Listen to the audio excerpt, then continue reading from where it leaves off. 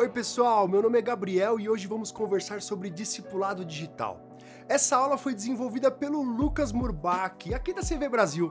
O objetivo aqui não é ser uma aula exaustiva sobre o assunto, mas levantar pontos importantes para reflexão e lá no final sugerir algumas dicas práticas para aplicação.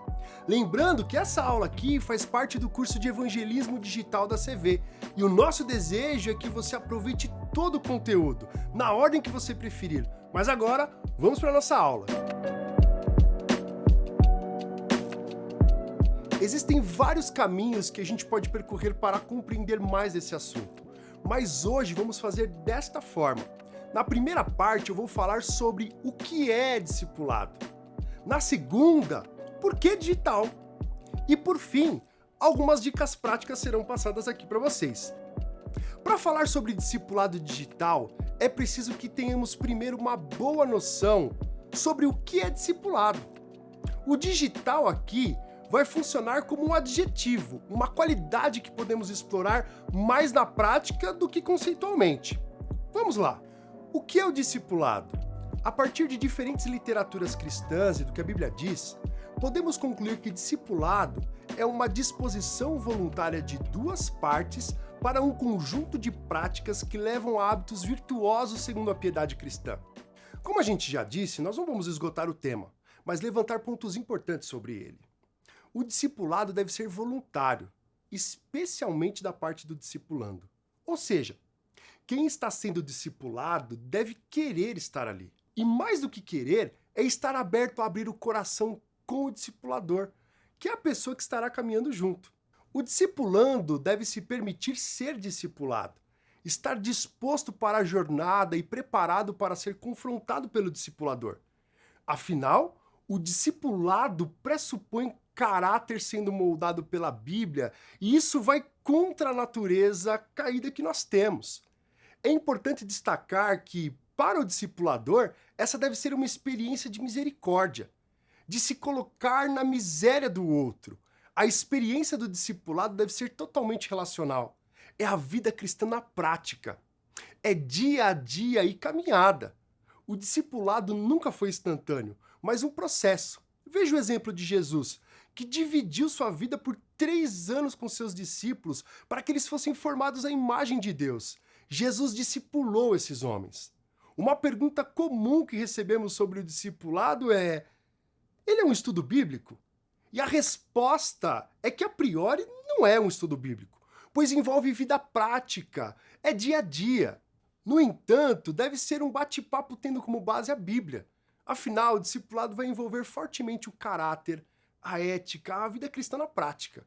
Sem a Bíblia é impossível conhecer cosmovisão cristã. Ficou difícil agora, né? Vamos lá. A cosmovisão nada mais é do que um conjunto de valores, princípios, impressões, sentimentos e concepções de ideias anteriores à reflexão, a respeito da época ou do mundo em que se vive. E ela é cristã por estar à luz da Bíblia e da pessoa de Jesus.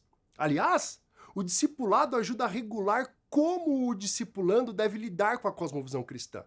Por isso, pode ser uma mistura de estudo bíblico, de vida prática, de questões pessoais, destinando tempo específico para cada questão. Conversar e estudar a Bíblia e dedicando tempo de qualidade para falar o que vivem no dia a dia e os desafios em suas vidas pessoais como cristão. Sendo assim, o papel do discipulador será colocar o discipulando em contato com a Bíblia, o que faz dessa experiência toda ela intencional. Há uma intenção clara de se viver a vida prática como a palavra de Deus nos orienta. De novo, envolve caráter, ética, vida cristã na prática.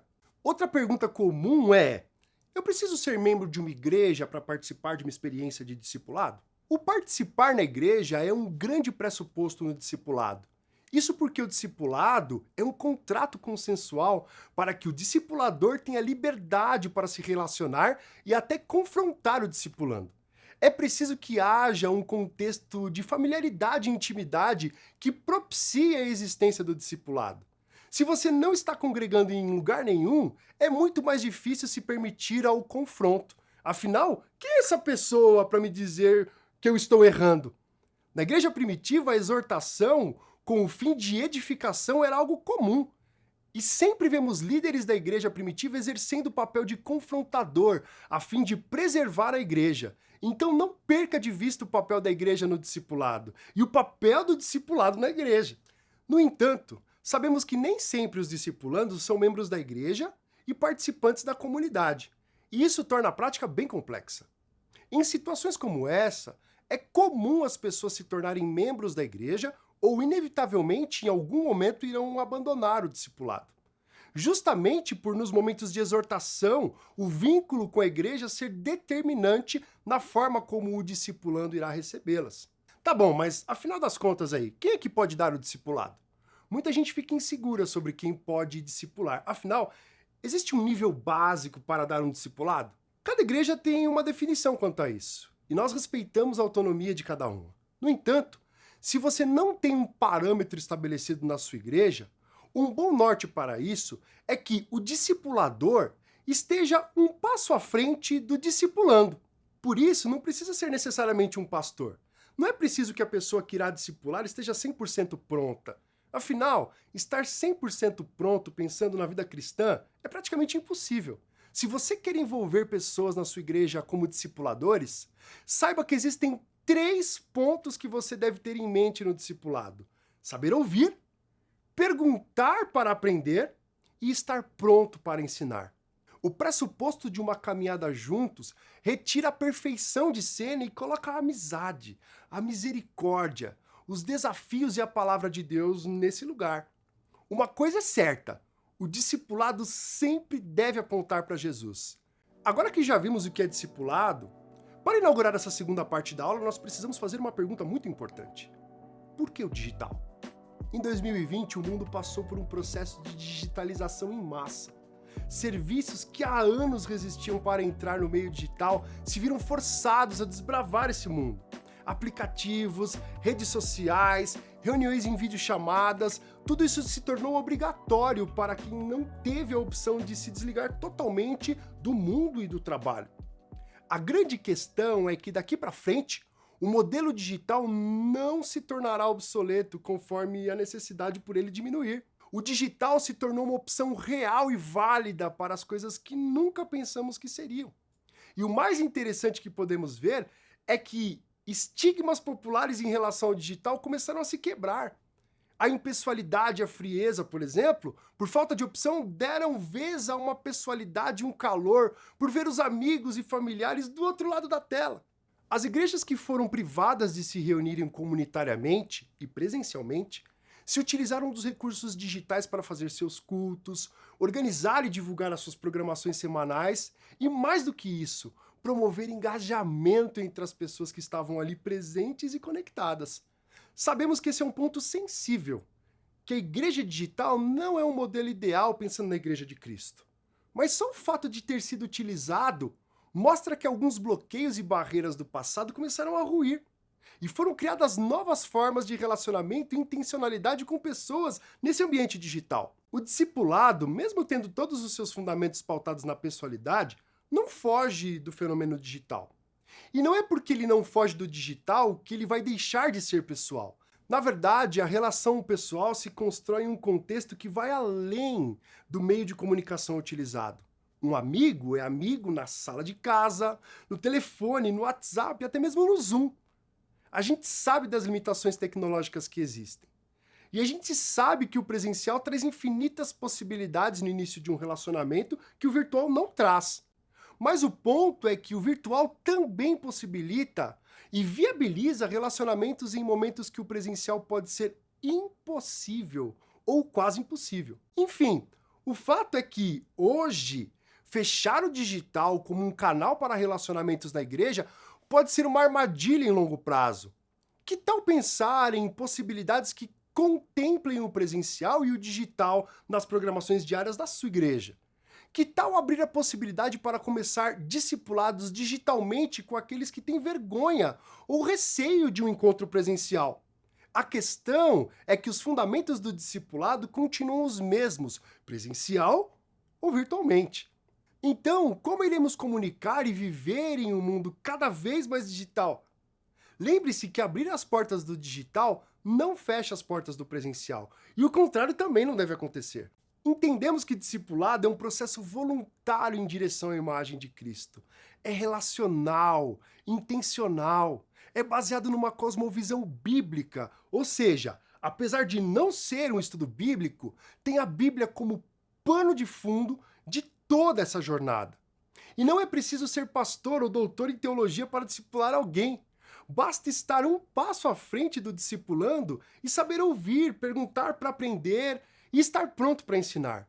Percebemos também a questão da realidade e urgência do mundo digital para a igreja e como isso pode otimizar o discipulado na sua igreja, apesar das adversidades da comunicação. O discipulado é uma prática constante na vida do cristão. Ele extrapola o horário marcado, pois envolve duas pessoas que querem chegar à unidade da fé e o conhecimento do Filho de Deus, até que cheguemos à maturidade, atingindo a medida da plenitude de Cristo, como escreveu o apóstolo Paulo no capítulo 4, versículo 13 de Efésios. O discipulado deve ser almejado por nós e nossos irmãos em Cristo.